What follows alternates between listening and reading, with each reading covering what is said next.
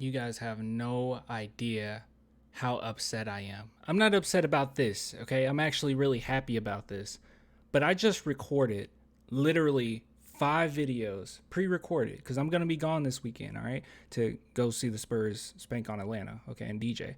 But I am so frustrated because I just recorded 5 videos and my audio wasn't working. 5.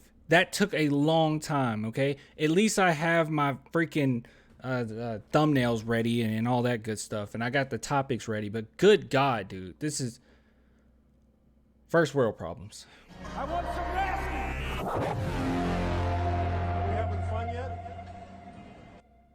All right, so yes, let's talk about this. I'm sorry. I'm gonna be as enthusiastic as I was in my first video. I'm gonna try my best. All right, so the San Antonio Spurs acquired Kim Burke. Is that how you say it? I don't know. I don't care anymore. A protected 2024 first round pick and 2 future second round picks. Now I've seen quite a few Spurs fans that weren't super happy with this or definitely wanted more. So I'm gonna look at the poll that I put up, and we're definitely gonna take a look at that. But before we do any of that, all right, before we discuss this, before we look at the poll really quick, all right, for all my trouble, please support the channel, okay? Clanthemerchfan.com, please, for the love of God, I'm begging, all right, just I'm going crazy. If you guys want to support, please do.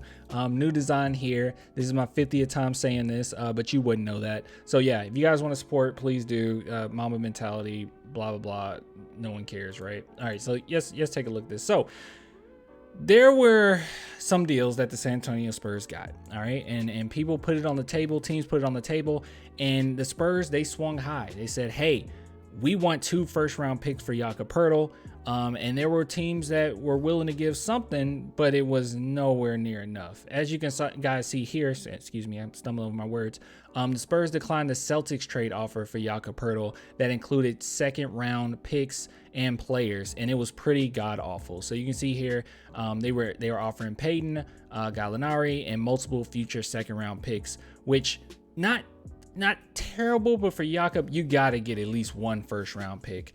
And that's what the Spurs did. So if you guys are wondering what this means, all right, because I've had a few people on Instagram say, what does protected picks mean? It just means that whenever the Toronto Raptors, or in 2024, when Toronto Raptors are in the draft, if they get a top 6 pick, it's protected. We can't touch it, right? But everything else, if it's outside of the top 6, we can get their pick. So it's in 2024, and then if they get a top 6 pick in 2024, it goes to 2025, and then it goes into 2026. And I don't know the details of it after it gets past 2026. Usually it gets spread out, like it becomes like a second round pick, or usually that's what happens, okay? But we'll see. Who knows? But more than likely we'll get it. So I'm not really worried about that too much. So just bringing that to your attention, that there were some teams that was willing to give us not too much. Now, with that being said, where a lot of people are like, we should have got more for Jakob. Me personally, I don't think you could have. We talked about this plenty of times before, but check it out. So if you look at NBA standings, right? So NBA standings, and we go to, let's see, that's weird. Oh, I put it all in one word. That's why I messed up. All right, so if you look at the NBA standings, and it's one thing that I noticed, okay, and I'm sure you guys noticed it as well. There was a lot of reunions. It was really strange. A lot of people were like, why are there so many reunions? Well, the reason being is because things are so close. Every team in the West that's in the playoffs, even some that's outside the playoffs, like the Warriors, who are definitely going to be able to make the playoffs, I would assume, and make some type of run. Like, even these teams, they don't want to swing too much, right? They don't want to change things up too much because they're fighting for their lives, okay? They're fighting for an opportunity. Now, you got a few outliers here, like the Mavericks. Maybe you can make an argument like, wow, putting Kyrie on that team, that really changes things up. Or the Suns bringing KD. But let's be honest, they're Kyrie and KD. Don't really matter where they play. Their talent, talent-wise, they will fit right in.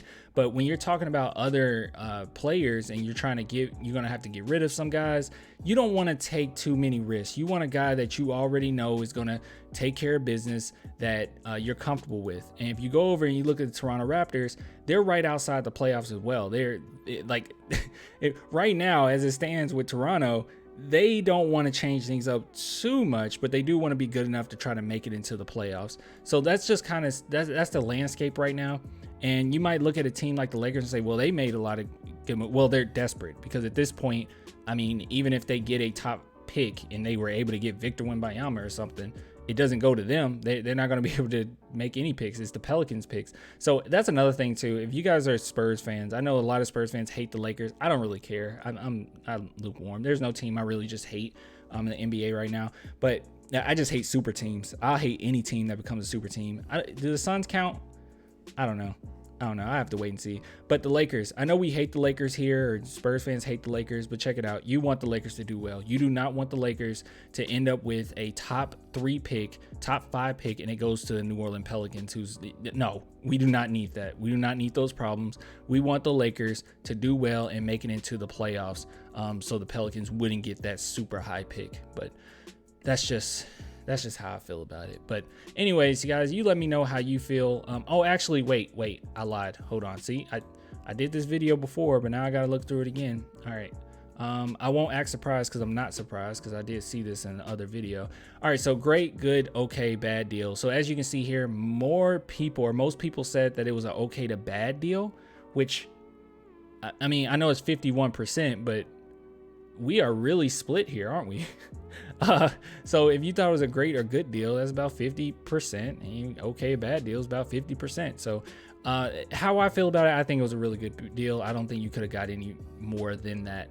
But let's go ahead and read here. Let's see. I think it was an okay deal. Yeah, Jakob was on an expiring contract, but I do feel like you could have gotten either another first or at least an unprotected. Here's the thing, man. Unprotected picks are super rare. I think that we got pretty spoiled with the whole DeJounte Murray situation when it comes to that, because first off, let's just get this out of the way.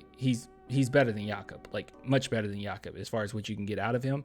That's number one. But number two, that wasn't supposed to happen. That rarely happens when you can basically get 4 unprotected picks for a guy that's a one-time All-Star reserve. That's not necessarily a superstar talent. That's just rare. Okay, usually that's unprotected picks. That's usually for guys that are pretty in that star category. And Jakob, he's a fine archetype. He is a good role player, but unprotected is just going to be so tough. It would have been really nice, but it's really tough. And even with it being being protected, it's only 1 through 6. Like, I don't think that's that big a deal. I think that's pretty good. That makes the deal even better, in my opinion. Moving on. I have a hard time believing this was the best offer for Poeltl. Unfortunately, at least from the reports, I think it was, to be real. Yes, it was the reply here. Are you serious? Internet. I have like 300 megabytes per second. Are we serious? Are we for real? Okay. Let's see. Moving on. It's an okay deal if the player is coming back was 20 or 22 years old, like a deal including one of Golden State's underdeveloped young players, Moses Moody. You guys already know I actually wanted Wiseman, but that's just me. It would have been a great deal. Burke is an okay player and not on the Spurs timeline, making this an okay deal. I wouldn't be surprised if they just bought him out, but that's just me.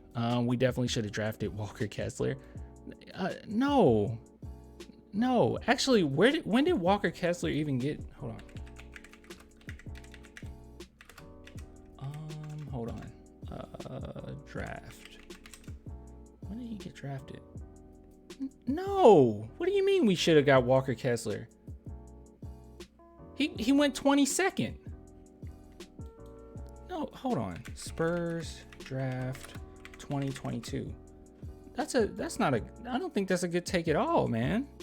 Look, how would we have gotten him? You would have took Walker Kessler over Malachi Branham? I mean, Walker Kessler is a really good defender. He was in college as well, but like over Malachi Branham? No. Now maybe if he went all the way to 38, we got Kennedy Chandler and just sent him over to Memphis. Maybe if that was the case, but no. I mean, that's basically saying we should have took him instead of Malachi. I don't agree with that at all. No, that's a little silly. Don't take Malachi not getting significant minutes. Well, he's gotten more minutes as of late, but don't take him not getting like a huge opportunity as him being like worse than Walker Kessler. He's going to be a better player than Walker Kessler. I guarantee you that. But moving on. He should have gone to a contender. It seems like Jakob's pretty comfortable with Toronto. It's kind of funny because I think we just dropped him off there. Like, he didn't even travel back with the team. Honestly, don't know enough about vote. No one cares about that. Okay, it's the picks. All right, are you guys okay with the first round pick in 2 seconds? I think it's good. Let's see. 13 first round picks. Bad move. We can re-sign him. We can re-sign him. Oh, and no, the idea is that the Toronto Raptors is going to re-sign him. That was the whole thing between him and Toronto, that they basically agreed on that, verbal agreement. I'd rather we got just one unprotected first, quality over quantity. But we didn't get quantity either. I think that this is the best quality we could have gotten. Did I include in here that it was top 6 protected, or I didn't? Oh, I didn't. Okay, because I posted this last night. I'm sorry. So I think that's where people are getting confused. Yeah, it's 1 through 6. It's not that protected. Like, that's pretty good. Okay, good deal. Depending on what the projections for the pick are, it could be a great deal. If it's something like top 7, maybe even top 10 protected, I say good, borderline, great deal. But if it's lottery protected, just good. Yeah, I agree with that. But it's top 6, fortunately. But anyways, I'll give it to you guys later, man. That's all I had. Now I gotta re-record like 4 more videos. So, all right, bye.